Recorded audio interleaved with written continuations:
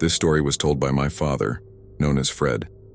He was an avid hunter in his early 20s, often joining his friends on hunting expeditions for the sheer sport of it. During a trip to Asia to explore the city, they stumbled upon one of the world's largest forests nearby.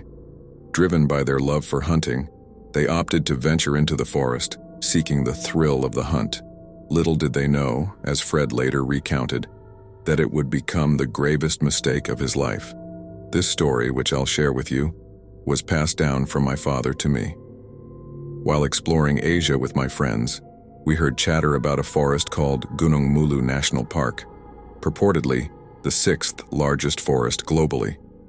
Intrigued, my 8 companions and I decided to embark on a hunting expedition there.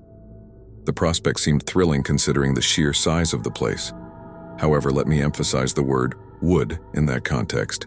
We hailed a cab to the nearest hunting supply store, rented several shotguns along with ample ammunition, and then caught another cab to the forest, anticipating that it would heighten our Asian vacation.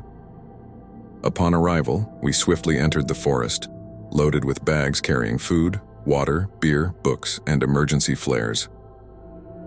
An hour had passed and dusk approached. Our tally stood at around 13 deer and 2 ducks. That's when we stumbled upon the sight. Dear God, if only we hadn't ventured in. The scene was a bloodbath. Blood splattered across trees, staining the ground, saturating everything in sight. Foolishly, fueled by alcohol, we brushed it off as some hunter's reckless spree. Then came our next foolish idea, to split into 2 groups, one veering left into the forest, the other right. I found myself in the right group. As the group separated, peculiar things began to unfold. The bushes rustled incessantly, flocks of birds fled the woods in droves, and an eerie sound, a hybrid of woodpeckers tapping and a low growl, echoed around us. Hours passed, or felt like a dozen drinks later. We were all shamelessly intoxicated, laughing and joking. Jim, our redneck companion, complained of a stench resembling a swarm of putrefying fish. Then, as Alice stumbled and fell against a tree, she gazed upward.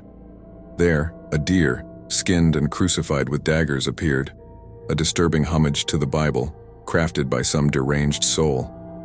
Alice's scream pierced the air. That's when I noticed a trail of blood leading deeper into the forest, and foolishly, yes, we followed it. We traced the blood trail until we encountered a deer, both its legs gruesomely severed. The women puked, while Ben walked around the brutal murder of an animal. Suddenly, Ben screamed in pain. A bear trap had his foot pinned and he was cussing. 3 of us, including me, tried to get him out. It worked, but Jim was missing. We kept calling out, "Jim?" But it didn't work. Thomas tripped on a branch, stumbled back. Then, as he was falling, he saw Jim hanging by a noose made by some white material. He was missing his nose and eyes. I fired off an emergency flare, but it was no use. We were trapped. We started running off into the same direction, but that's when Alice was tackled by something. It was pale white, its mouth a circle with endless teeth, claws, and bloodshot eyes, with short pants made out of animal leather and 5 daggers on each side of a leather belt.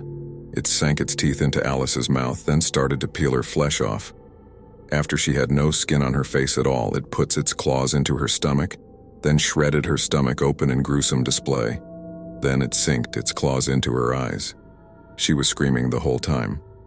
After we finished watching, we watched the whole thing for some reason. We ran.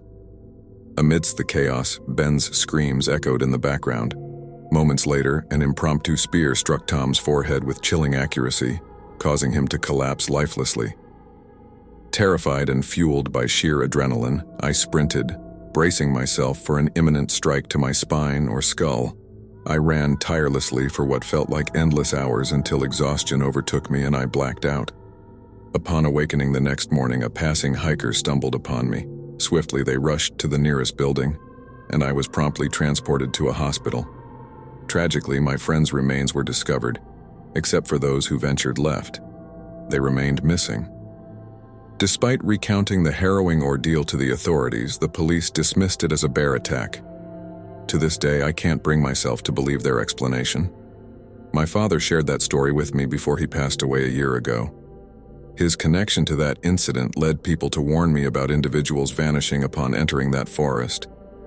Delving deeper into research, I discovered that the entity responsible for the demise of my father's friends has been cited by numerous others.